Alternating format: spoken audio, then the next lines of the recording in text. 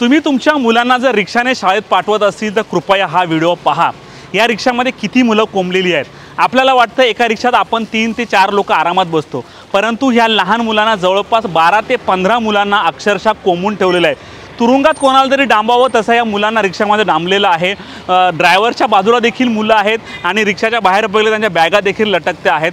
ही दृश्य आहे जी आहे गास नालासोपारा रोडची। आज काही कामानिमित्त आम्ही तिकडे जात होतो, त्यावेळी ही रिक्षा आम्हाला दिसली, परंतु आमच्या या रिक्षामधून प्रवास करणारी जी मुलं आहेत त्यांच्या पालकांना विनंती आहे की तुम्ही तुमच्या मुलाला मृत्यूच्या दाढेत का टाकतायत? रिक्षामध्ये अशा प्रकारच्या मुलांना का पाठवलं जाते? थोडासा तुम्हाला त्रास होईल, बसचे पैसे एक्स्ट्रा पडतील, परंतु आपल्या मुलांच्या जीवाशी असा खेळ खेळू नका। रिक्षावाल्याला देखील कदर नाही, केवळ पैसे कमवण्यासाठी तो जास्तीत जास्त मुलं भरतोय आणि मुलांच्या जीवाशी खेळ खेळतोय।